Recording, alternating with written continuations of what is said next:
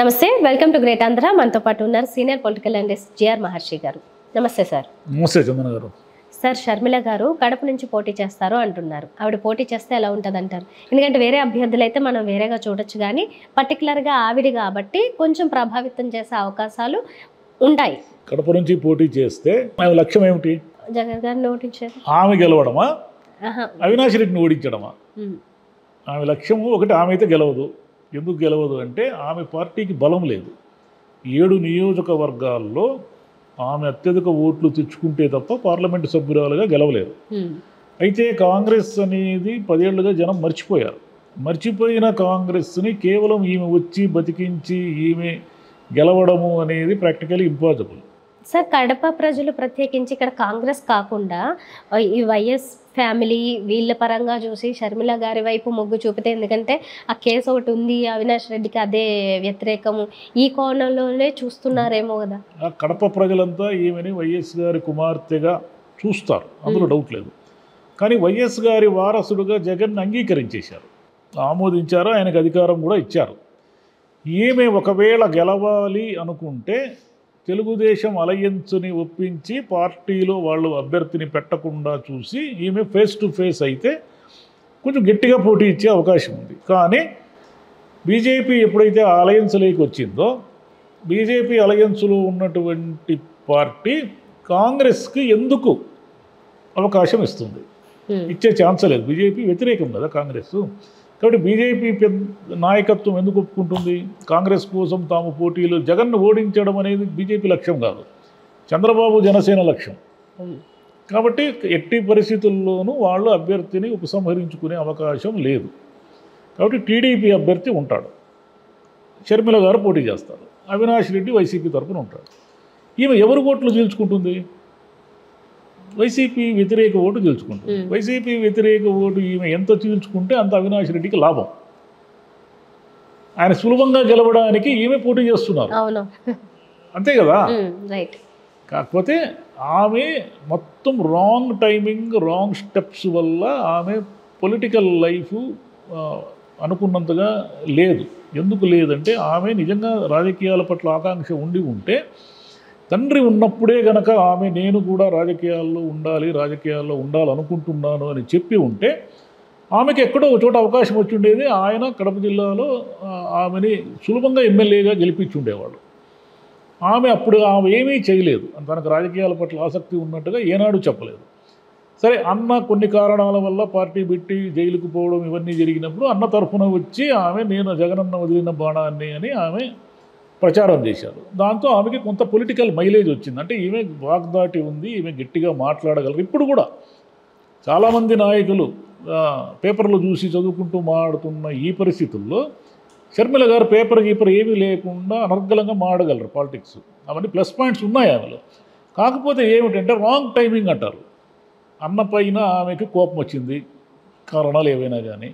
అప్పుడు ఇక్కడే ఏదో ఒక పార్టీ పెట్టి ఉంటే ఆమె పొలిటికల్ మైలేజ్ వేరే ఉండేది. ఆమె అనుకోకుండా లేదా ఏ కారణాలో మనకు తెలియదు కానీ తెలంగాణకు పోయి తెలంగాణలో కొంతకాలం యుద్ధం చేసింది. యుద్ధం చేసిన తర్వాత అక్కడైనా యుద్ధాన్ని కొనసాగించారంటే అక్కడి నుంచి కొనసాగించుకుంటూ విత్డ్రా అయ్యి వచ్చారు. విత్డ్రా అయ్యి మళ్ళీ ఆంధ్రప్రదేశ్కే వచ్చారు. ఆంధ్రప్రదేశ్కి వచ్చి ఏం చేశారు? అన్న భూస్థాపితం చేసిన కాంగ్రెస్ పార్టీ, అంటే అన్న భూస్థాపితం చేయడానికి షర్మిల గారు కూడా దోహదపడ్డారు. కాంగ్రెస్ పార్టీ ఈరోజు ఆంధ్రప్రదేశ్లో ఫినిష్ అయిపోవడానికి తెలుసో తెలియక షర్మిల గారు కూడా ఆ రోజు దోహదపడ్డారు. ఆమె కూడా అన్న తరఫున వచ్చి వైసీపీని బలోపేతం చేయడానికి ఊరూరా మీటింగులు పెట్టారు కదా. సరే, చచ్చిపోయిందనుకున్న కాంగ్రెస్ పార్టీకి మళ్ళీ వైఎస్ఆర్ కుమార్తెగా ఈమె వచ్చి ప్రాణప్రతిష్ఠ చేశారు. అంటే మళ్ళీ దానికి ఏదో కాంగ్రెస్ గురించి నలుగురు అవునా ఇంకా కాంగ్రెస్ ఉందా అని అనుకునే విధంగా కనీసం మాట్లాడుకునే వరకు తెచ్చారు. ఇప్పుడేమో కాంగ్రెస్ పార్టీకి ఏమో అభ్యర్థులు లేరు, కాంగ్రెస్ పార్టీ తరఫున పోటీ చేసేవాళ్ళు లేరు. ఊరికే నామకే వస్తే పోటీ చేస్తే ఎవరికి డిపాజిట్లు రావు, టైం వేస్ట్ అది. సార్, నాకు ఒక విషయం తెలిసింది, కొంచెం పర్సెంటేజ్ వైజ్ తెచ్చుకునే ప్రయత్నం అయితే చేస్తున్నారు, గెలవరని తెలిసి. దానివల్ల ప్రయోజనం ఏముంది అంటాను. 1% 2% ఓట్లు వచ్చి లేదా 100 కంటే తక్కువ వచ్చినాయి అనుకోండి, ఎవరి పరువు పోతుంది? ఓహో, షర్మిల గారు వచ్చినా కూడా కాంగ్రెస్కి ఏమీ ఉపయోగం లేదు, ఏమీ ప్రయోజనం లేదు అని ఈమె పరువే పోతుంది. కాంగ్రెస్ పార్టీని అభ్యర్థులు నిలబెడితే వాళ్ళు డిపాజిట్లు తెచ్చుకోవడం కూడా ఈ పోటీలో ఒకవైపు అలయన్స్ ఒకవైపు వైసీపీ హోరాహోరీగా తలపడుతున్న ఈ పోటీలో కాంగ్రెస్ పార్టీ గెలుస్తుందని ఎవరు నమ్మరు. కాంగ్రెస్ పార్టీకి ఎట్టి పరిస్థితుల్లో ఓటు వేయరు. ఎందుకు వేయరంటే ఏమన్నా మరీ ఆడుకోరు అభిమానులు ఎవరు ఉంటే వేస్తారో మనకు తెలియదు, కానీ ఎందుకు వేయరంటే వాళ్ళ మైండ్లో ఈసారి జగన్ ఉండాలా వద్దా అనే ఒక గేమ్ నడుస్తూ ఉంది. ఈ గేమ్కి అనుగుణంగా ఓటర్లు మౌల్డ్ అవుతారు. జగన్కి వ్యతిరేకంగా ఉండేవాళ్ళు జగన్ ఉండకూడదు అని ఓటేస్తారు. జగన్కి అనుకూలంగా ఉండేవాళ్ళు జగనే ఉండాలి అని ఓటేస్తారు. అనుకూలంగా ఉన్న వాళ్ళు వైసీపీకి వేస్తారు, వ్యతిరేకంగా ఉండేవాళ్ళు అలయన్స్కి వేస్తారు. మధ్యలో కాంగ్రెస్కి ఎందుకు వేస్తారు? కాబట్టి కడపలో ఆమె అంటే సానుభూతి ఉండొచ్చు, వైఎస్ కుమార్తెగా ఆమెకి ప్రజల్లో అభిమానం ఉండొచ్చు, ఏవైనా ఉండొచ్చు, కానీ ఆమె నిలబడడం వల్ల ఆమెకైతే ఏ ఉపయోగం లేదు. ఒకటి. రెండు, ఆయన కడపలో బస్సు యాత్ర స్టార్ట్ చేస్తున్నారు. ఇడుపులపాయలో 27వ తేదీ స్టార్ట్ చేసి పొద్దుటూరులో భారీ బహిరంగ సభ పెడతారు. అంటే కడప పార్లమెంటు పరిధిలో ఉన్న అన్ని నియోజకవర్గాల్లోనూ వైసీపీ చాలా బలంగా ఉంది. ఈయన కడప జిల్లా పర్యటనకు వెళ్ళినప్పుడు అక్కడ రెస్పాన్స్ ఎలా ఉంటుంది ఏమిటి అనేది ఒకటి ఉంటుంది. నిజంగా ఆయనకి కడప జిల్లాలో వ్యతిరేకత ఉంటే తెలిసిపోతుంది బస్సు యాత్రల్లో. ఒకవేళ ఆయనకు వ్యతిరేకత ఉన్నా షర్మిల గారికి అయితే ఆ వ్యతిరేకత ఉపయోగపడదు.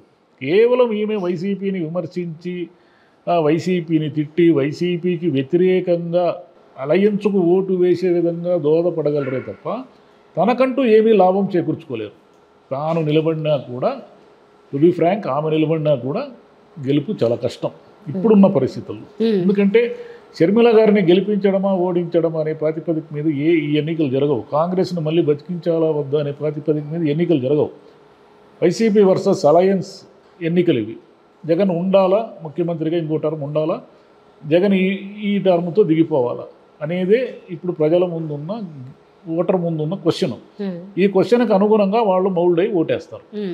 అయితే ఎటు నుంచి చూసినా కాంగ్రెస్కి వచ్చిన షర్మిలకి ఏదో కర్ణాటక ఎంపీ అది ఇది అన్నారు, అవేమీ అవ్వలేదు. ఇప్పుడు ఇక్కడ నుంచి కూడా చేసినా కూడా ఉపయోగం ఉండదు. ఎటు చూసినా ఆవిడకి ఏ లాభం లేదు. ఏమి లాభం లేదంటే ఆమె ఇంకొక 10 ఏళ్ల పాటు పోరాడితే ఏమైనా ఉంటుందేమో మనకు తెలియదు. ఎందుకంటే రాజకీయాల్లో అద్భుతాలు మనం ఊహించినవన్నీ ఎన్నో జరుగుతాయి.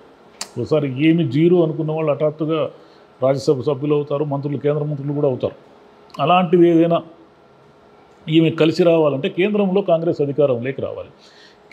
కేంద్రంలో ఈసారి కాంగ్రెస్ అధికారంలోకి ఛాన్సే లేదు. ఎందుకంటే చాలా క్లియర్గా ఉంది పిక్చర్.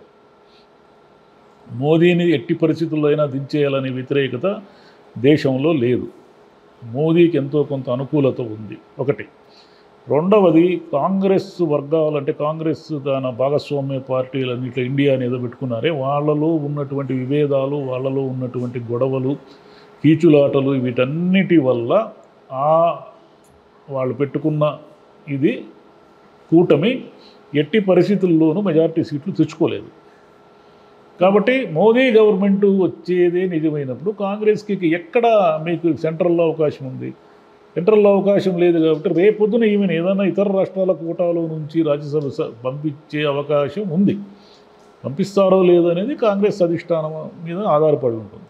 ఈ ఎన్నికల్లో ఎంతో కొంత కాంగ్రెస్కి ఆంధ్రప్రదేశ్లో ఈమె జీవం తేయగలిగితే, ఈ ఎన్నికల్లో ఏదైనా కొంతైనా కాంగ్రెస్ను చర్చల్లోకి తీసుకురాగలిగితే, ఆ పార్టీ కూడా ఉంది రాష్ట్రంలో అని తీసుకురాగలిగితే అప్పుడు ఏమైనా ఆమె గుర్తింపు ఉంటుందేమో. కానీ ఇప్పుడు యాజాంటుడే ఇప్పుడున్న పరిస్థితుల్లో అయితే ఇదంతా వృథా ప్రయాస. కేవలం ఆమె లక్ష్యం అన్న పట్ల ఉన్న కోపమే కాబట్టి, అన్నని ఓడించడము అనే లక్ష్యంతో ఆమె పనిచేస్తున్నారు. కాబట్టి ఆమె లక్ష్యం నెరవేరుతుందో లేదో, అంటే రేపొద్దున వైసీపీ కనుక ఓడిపోతే ఈమె కూడా తను ఒక చేయి వేశారు అని చెప్పుకోవడానికి ఉంటుంది, అంతే. ఓకే, మొత్తానిగా అందరూ కలిసి అవినాష్ రెడ్డికి మెజారిటీ ఇచ్చేటట్లుగా ఉంది ప్రస్తుత అవినాష్ రెడ్డికి ఈమె పోటీ చేస్తే అవినాష్ రెడ్డికి అనుకూలం. అదే పోటీ చేసి అవినాష్ రెడ్డిని ఏదో నష్టం చేస్తారని అనుకుంటున్నారు, కానీ నష్టం చేయలేరు. ఈమె ఫేస్ టు ఫేస్ అయితే అప్పుడు పరిస్థితి వేరే ఉంటుంది. టీడీపీ వాళ్ళు కూడా వీక్ అభ్యర్థిని ఏం నిలబెట్టడం లేదు. శ్రీనివాసరెడ్డి గారని ఆయన కూడా కొంచెం గట్టి అభ్యర్థి కింద లెక్క. కాబట్టి వాళ్ళు కొంచెం గట్టి అభ్యర్థిని నిలబెట్టి ఈమెకి ఎందుకు సపోర్ట్ చేస్తారు? చేయరు. వాళ్ళు ఒకవేళ ఈమెను గెలిపించడమే వాళ్ళ లక్ష్యం అయితే వాళ్ళు బలహీనమైన అభ్యర్థిని నిలబెడతారు. దానికి బీజేపీ ఒప్పుకోదు. బీజేపీ కాంగ్రెస్ని ఆంధ్రప్రదేశ్లో ఒక ఎంపీ సీట్ ఇవ్వడానికి బీజేపీ ససేమిరా ఒప్పుకోదు. కాబట్టి వాళ్ళు అక్కడ అడ్డుపులు వేస్తారు. Right sir. ఓకే, ఓవరాల్ మొత్తానికి అక్కడ నుంచి పోటీ చేస్తున్నారు కానీ మరి అయితే ఏ రేంజ్ పర్సంటేజ్ అయితే తెచ్చుకోగలుగుతారో చూద్దామంటే విజయ అవకాశాలు ఎలా ఏం లేదు, కాంగ్రెస్ ఇంకొక 5-10 ఏళ్ల పాటు ఆంధ్రప్రదేశ్లో ఉండదు. ఏదైనా అద్భుతం జరిగి వైసీపీ బలహీనపడి వైసీపీ చీలిపోయి వైసీపీ నుంచి మెజారిటీ సభ్యులు ఇటు అటు దూకడం అంటూ ఏదైనా జరిగితే, నేను చెప్పేది జరిగితే, ఇలాంటి అద్భుతం ఏదైనా ఒక మిరకిల్ లాంటివి జరిగితే అప్పుడు ఏమైనా కాంగ్రెస్ పార్టీ ఏమైనా బతికి బట్ట కడుతుందేమో, కానీ నార్మల్ కండిషన్స్లో అయితే impossible. Okay sir, thank you sir. Thank you మా.